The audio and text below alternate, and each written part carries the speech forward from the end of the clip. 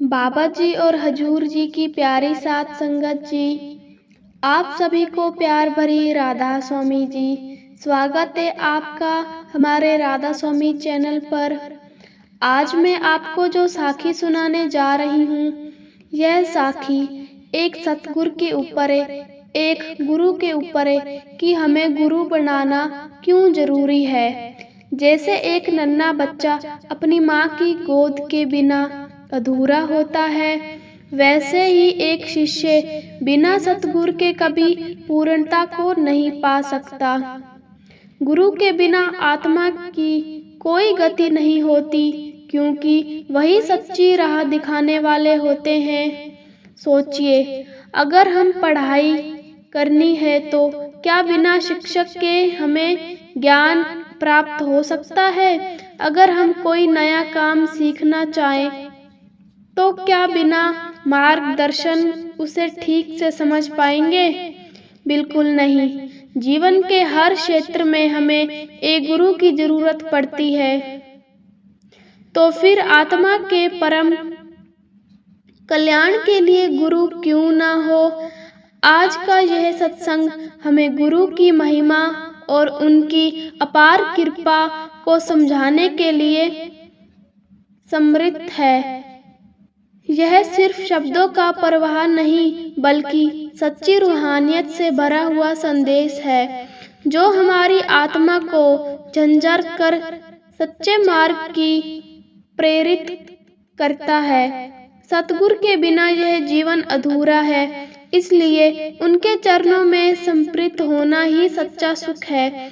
आइए हम आत्मा की सच्ची राह को सुने और समझे। इस संसार में अगर कोई रिश्ता असल, सच्चा और अटूट है तो वह सतगुरु लेन देन का हिस्सा, जो पिछले जन्मों के हिसाब किताब के कारण बने हैं। लेकिन गुरु का रिश्ता इन सबसे परे है। आत्मा के उद्धार का रिश्ता। इसलिए जीवन का सबसे अनमोल पल वही है जो गुरु की याद में बीते।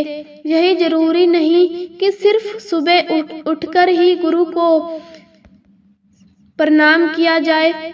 भजन, सिमरन और अभ्यास करना निस्संदेह अवश्य है, लेकिन गुरु को हर समय, हर सांस में याद रखना सबसे महत्वपूर्ण है। हमारी दिनचर्या का हर कार्य चलते हुए, फिरते हुए, काम करते हुए, रसोई में भोजन बनाते हुए, भोजन करते हुए गुरु की स्मृति में होना चाहिए। जिस समय हम व्यर्थ की बातों में उलझने लगे, उसी समय यदि हम गुरु का ध्यान कर लें तो वही क्षण पावन हो जाता है। बाबा जी महाराज बाबा जी जयमल सिंह जी ने बड़े महाराज जी बाबा सावन सिंह जी को एक चिट्ठी में लिखा था कि जब वह मिलिट्री की नौकरी करते थे, एक दिन का प्रोग्राम कैसा होना चाहिए। उन्होंने कहा कि सारा दिन सूरमा की तरह बहादुर बनकर अपनी ड्यूटी पूरी करनी चाहिए। यह सोचकर नहीं करनी चाहिए कि यह पैसे कमाने के लिए काम कर रहे हैं। यह सोचकर करना चाहिए कि यह गुरु की सेवा है, गुरु के हुक्म से कर रहे हैं, और इसलिए करना चाहिए कि गुरु का हुक्म है।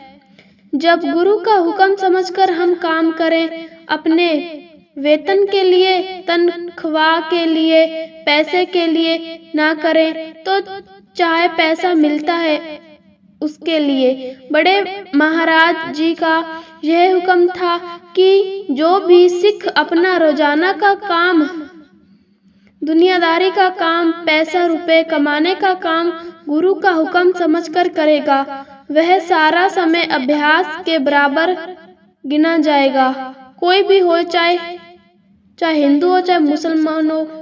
इसलिए सारा दिन जो काम किया जाए उसको गुरु का हुक्म समझकर करना चाहिए और सेवा के भाव से करना चाहिए। जब शाम हो जाए तो वापस आकर अपने घर वालों के दरमियान, दोस्त लीडर के दरमियान दुनिया की फिजूल बातें और दुनिया की गपशप नहीं लगनी चाहिए, बल्कि परमार्थ की बात करनी चाहिए। हो सके तो कोई अच्छी किताब पढ़नी चाहिए, कोई पोथी पढ़नी चाहिए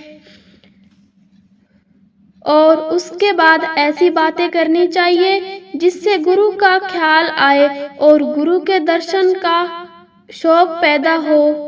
जब ऐसी बात हो जाए उसके बाद सबको नमस्कार करके अपने कमरे में अलमारी में अकेलेपन में गुरु को याद करना चाहिए, नमस्कार करना चाहिए और शुक्र करना चाहिए कि धन सतगुरु तुम्हारी वजह से मैंने सारा दिन कितना अच्छा निभाया है, दिन काम किया, तुम्हारे हुक्म में रहकर अपनी कोशिश से किया। इसके बाद भजन में बैठ जाना चाहिए और सोने से पहले थोड़ी देर, चाहे आधा घंटा, पौना घंटा, 15 मिनट थकावट के हिसाब से भजन में बैठना चाहिए, सिमरन करना चाहिए,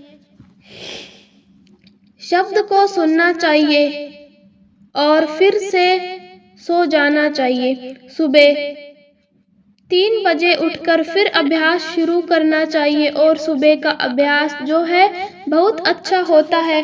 उस वक्त कोई शोर शराबा नहीं होता, सब सो रहे होते हैं, कोई जगाता नहीं है। उस टाइम से उठकर 3 बजे बहुत देर हो जाती है। सतगुरु एक दया मेहर का भंडार और टोकरा लेकर घूम रहे होते हैं, कोई इंतजार कर रहा है। उस वक्त किसी ने कहा लेना है तो अच्छा मौका, वह टाइम अपना भजन स्मरण में लगाकर तैयार हो जाना चाहिए। अगर समय है काम पर जाने के लिए तो फिर थोड़ी देर भी हो जाए, उसके बाद तैयार होकर सतगुरु का नाम फिर लेकर अपने काम पर चले जाना चाहिए। अगर ऐसा प्रोग्राम हमारे दिन रात का बन जाए, किसी की मजाल नहीं कि कोई बाल भी भागा कर सके, किसी को हाथ में नहीं, काल तो क्या काल की कोई ताकत सामने नहीं आ सकती। सतगुरु का सिमरन जो है, यह 5 नाम का सिमरन हमें नामदान से बख्शा गया है। उसमें इतनी ज्यादा ताकत है कि कोई नेगेटिव पावर, कोई काल की या मन की ताकत उसके सामने नहीं ठहर सकता, कोई दुनिया की ताकत सामने नहीं आ सकती। आप आजमा कर देख लो, 5 नाम सिमरन इतना ताकतवर है, उसको दिन रात इस्तेमाल करना चाहिए। कभी कभी नहीं, दिन रात मन को आदत डालने के लिए आप दिन रात सिमरन करो। जब ऐसा प्रोग्राम करोगे जैसा बाबा जी ने बड़े महाराज जी को लिखा था, मन को आदत हो जाएगी और मन खुद सिमरन करना शुरू कर देगा।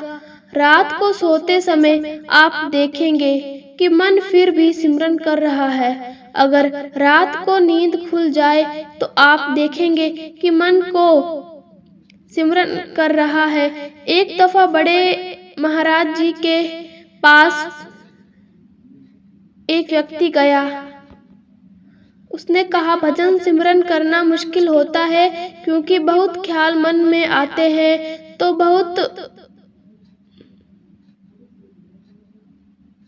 तो बड़े हजूर महाराज जी मुस्कुराकर कहते हैं, बेटा तुम क्यों कष्ट करते हो, तुम क्यों भजन करते हो, अपने मन से करवाओ। यही इतनी गंभीर बात उन्होंने कह दी। थोड़ी देर तो मुझे समझ नहीं, उस व्यक्ति को समझ नहीं आया। बाद में हंसता पता चला कि असल सिमरन वही है जो आंख बंद करके बैठ के अपने अंदर खुद ना करे, अपने मन से करवाएं और आनंद से मुस्कुराते हुए मन को सिमरन करता हुआ सुन सके।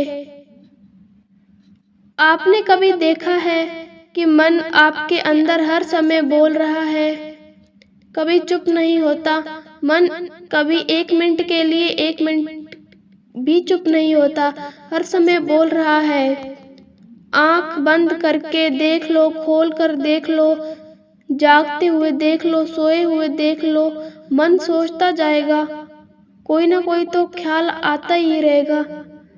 ये हुआ, वहां पर ये हुआ, जैसे बच्चों को स्कूल का ख्याल आ जाएगा, आज स्कूल में ये हुआ था।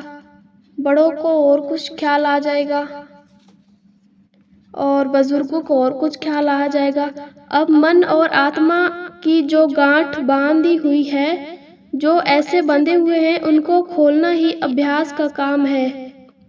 अब जब ये दोनों बंध जाते हैं तो हमें यह नहीं पता चलता कि हमारी आत्मा कौन सी है और हमारा मन कौन सा है। जब हम अभ्यास में बैठते हैं तो कई बार ऐसा मालूम होता है कि हमें खुद कष्ट करके अपनी सिमरन भजन करना पड़ता है, लेकिन हम सिमरन करने की आवश्यकता नहीं, मन से सिमरन करवाएं।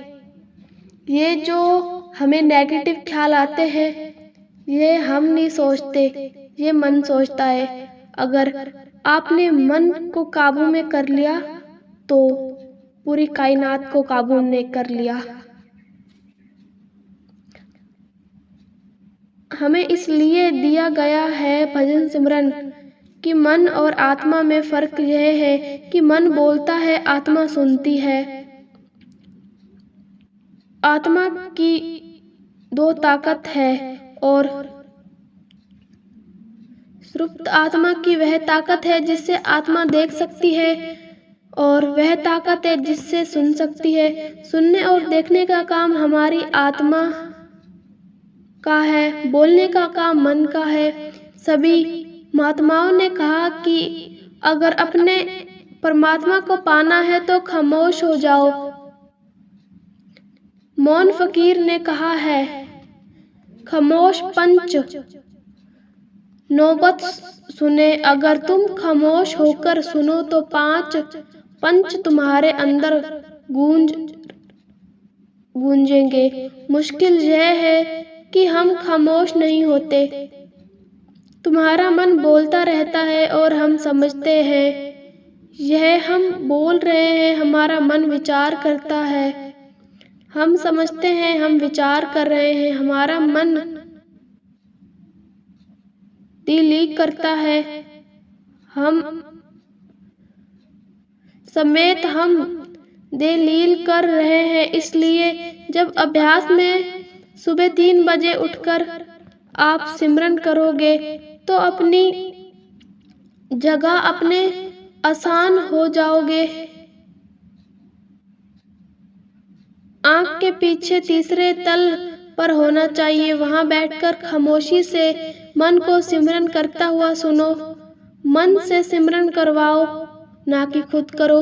वही मन को दलील कर देता है, वही मन जो हमारे सिर के अंदर बोलता है, वही मन जो विचार पैदा करता है और वही मन जो ख्याल पैदा करता है। उसी मन से सिमरन करवाओ और आप करो। चुपचाप बैठकर सिमरन का पहला कोरस है। अभ्यास में जब सिमरन का कोरस पूरा हो जाता है तो आजाद करके सुनने की आजादी मिल जाती है आत्मा को।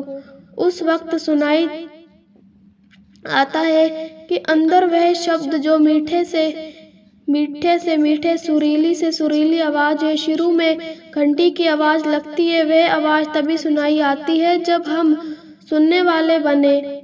जब हम बोलने वाले बनते हैं तो वह आवाज सुनाई नहीं आती।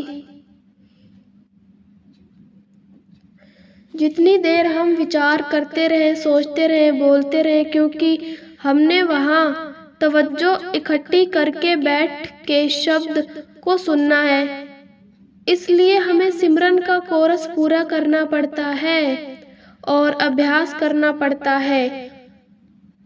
तो संगत जी, आप ज़्यादा से ज़्यादा सिमरन करो, मेरी यही आपसे विनती है।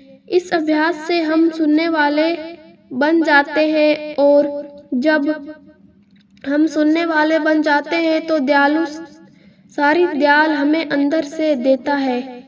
इसलिए यह मन कोशिश करता है कि हम बेमुर्खी रहे। आप देखो, अगर आप आधा घंटा बैठते हो भजन और मन कहता है चलो कोई बात नहीं, आधा घंटा ले लो और मेरे टाइम में से बाकी तो तेरा टाइम है, और कल से फैसला कर लो आज मैंने 2 घंटे बैठना है। देखो, पहले आधे घंटे में कितनी लड़ाई करेगा, आपके साथ आधा घंटा नहीं बैठने देगा, क्योंकि आपने फैसला कर लिया 2 घंटे बैठो। इतनी दीदीले लगाएगा, आज तो थक गया है, आज तो कुछ नहीं कर पा सकता, कल से शुरू कर लेंगे, कोई बात नहीं, आज क्या जरूरी बात है, समय के बाद में कर लेंगे। यही दलीलें देकर यह शब्द एक्सक्यूज बनाकर, दलील बनाकर बाहर निकलने की कोशिश करता है। इसके साथ लड़ाई करके इसको आंख के पीछे बिठाकर मस्त के अंदर तवज्जो ठीक करनी चाहिए। जब मन को शब्द सिमरन का अभ्यास सिखाते हैं तो मन की एक आवाज होती है, आपने कभी सुनी होगी, जब आप आंख बंद करके भजन पर बैठते हो तो भजन जो सिमरन शुरू करते हो वह इसकी आवाज में हो। आपकी आवाज दरअसल आपकी आवाज देगी, वह आपके मन की आवाज। अगर मन की आवाज हो, आप अच्छी तरह सिमरन में लगा देंगे। सिमरन को आहिस्ता आहिस्ता पुकार, जल्दी से नहीं। यह कोई घास काटने वाली बात नहीं है कि जल्दी जल्दी सिमरन करके उठ जाएं। यह सब चीजों को इकट्ठा करने वाली बात है।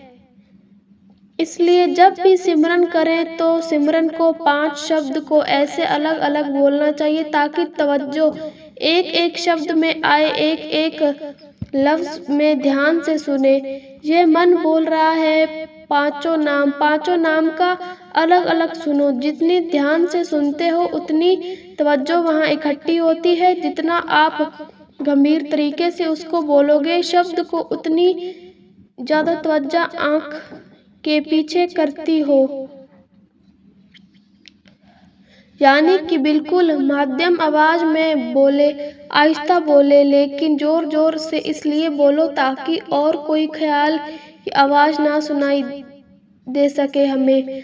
अब जो पुराने अभ्यासी हैं उनका एक अनुभव है, हम फायदा उठा सकते हैं। उन्होंने अभ्यास कहते हैं कि जब वह सिमरन करते हैं और 5 नाम को जपते हैं, बार बार उसको जाप करते हैं, तो 5 नाम को मन आराम से एक रूटीन तरीके से एक आदत से बोल रहा है, लेकिन मन में एक और मन ताकत बोल रही है जो कहती है अब कब तक बोलना है, कितना टाइम हो गया है, अब कब उठेंगे। हम तेज तो नहीं बोल रहे हैं, जल्दी तो नहीं बोल रहे हैं। तो मन की कोशिश होती है कि सिमरन को दबाकर जुबान पर ले आएं और आप फिर फ्री होकर आजाद होकर बाहर भाग जाएं। इसलिए हम सिमरन शुरू करते हैं, थोड़ी देर के बाद देखते हैं कि सिमरन तो जुबान पर आ गया है, मन फिर ज्यादा बार भाग गया। उस भजन और सिमरन से हमारी तवज्जो यहाँ टिकती नहीं, क्योंकि मन को बार भाग जाना होता है। मन तो फिर विचार में चला गया और हम समझते रहे कि हम सिमरन कर रहे हैं और सिमरन जुबान पर आ गया। राधा स्वामी जी।